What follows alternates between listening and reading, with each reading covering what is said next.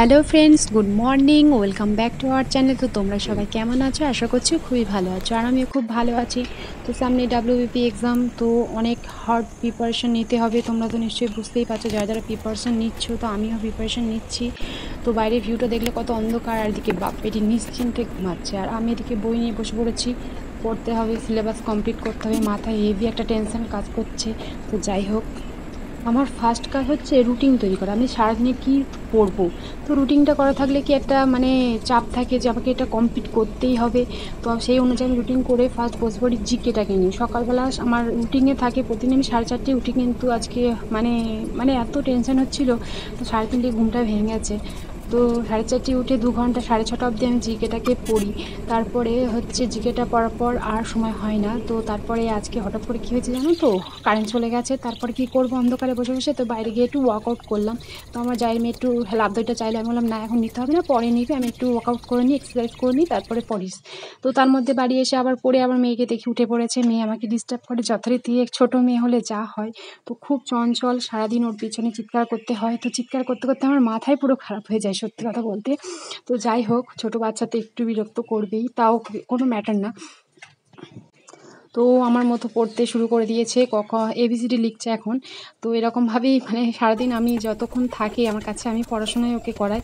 তো সংসারের কাজ থাকে, তো সকালবেলা বাসি বিছানা গুছিয়ে টুছিয়ে ঘর ঝাড় দিয়ে কমপ্লিট করা হয়ে গেছে। তারপরে হচ্ছে ঘর মোছা, তারপরে আরও এক্সট্রা সংসারে যাবতীয় কাজ থাকে, সেগুলো কমপ্লিট করে খেয়ে দিয়ে মেয়েকে টিফিন করিয়ে সমস্ত কিছু করে তারপর আবার বই নিয়ে আর বসা হয় না। তারপরে সংসারে কিছু কাজকর্ম রান্না বান্না থাকে, সেগুলো কমপ্লিট করতে হয়। তো হচ্ছে দেখতেই পাচ্ছ আমার ঘরটা সুন্দর করে গোছানো হয়ে গেছে। আর এটা হচ্ছে আমার সেলাই মেশিন ছিল, সেলাই মেশিনটা এখন পুরো তুলে দিয়েছি। এখন পড়াশোনায় মত্ত হয়ে গেছি বলতে পারো। কোনটা অওয়াটা লেখো, অওয়াটা লেখো, ছড়া পড়তে হবে না, অওয়া কখনো আগে লেখো। কেন? তো এভাবেই রান্না করতে করতে মেয়েকেও পড়াই, নিজেও পড়ি, আর এভাবেই আমি কন্টিনিউ স্টাডি করছি, কারণ আমাকে সিলেবাসটা যেভাবে করে কমপ্লিট করতে হবে। আমাদের যেহেতু খড়ি পাতা দিয়ে রাঁধতে হয়, তাই একটু অসুবিধাই হয়। মাংস খেতে যাও,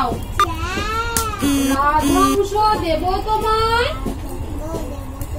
হিংসা ভুলে যাও। এবার একা বলো, চুপচাপ বসো, বসো। স্কুলে দিয়ে আসবো কিন্তু এখনই, তাহলে যা বলছি তাই পড়ো। আগে ছটা পড়ি দিলাম, আর নিজে পড়ো, নিজে পড়ো। সিংহ মামা, সিংহ মামাটা বলো। হ্যাঁ, তারপরে কি? রাজহংস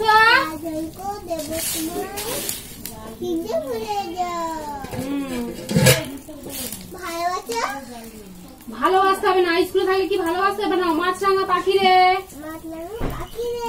মাছ খাবি নাকি রে? খাবি তো রে, আয় না নিচে কেন বাই না? তারপর আয় দুটোটা বলো। রান্না কমপ্লিট হয়ে গেলে মেয়েকে খাইয়ে নিজে খেয়ে আবার বসে পড়েছি ইউটিউব থেকে কারেন্ট অ্যাফেয়ার্স আর ইংলিশটা নিয়ে। সায়ন বাবা কই রে? কাকির কোলে চেপেছো? কাকিনের কোলে চেপেছো?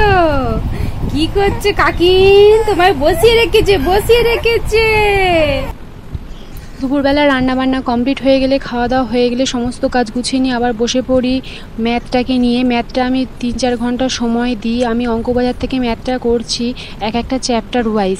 তো তারপরে আমি রিজনিং নিয়ে বসি সন্ধ্যে 7টার পর থেকে। রিজনিংটাকে আমি 3 ঘন্টা সময় দিই। তো আমি রেলওয়ে চ্যালেঞ্জার এছাড়াও SSC GD একটা রিজনিং বুক পারচেস করেছিলাম, সেখান থেকেও করি। তো এই হলো আমার সারাদিনের রুটিন। তোমাদের কেমন লাগলো অবশ্যই আমাকে কমেন্ট করে জানাবে তোমরা।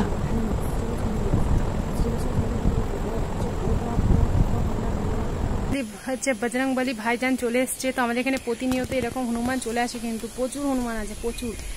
জাস্ট একটা দেখতে পাচ্ছ, একটু পরে পাল আসবে। তো যাই হোক, বাইরে খুব মেঘ করেছে।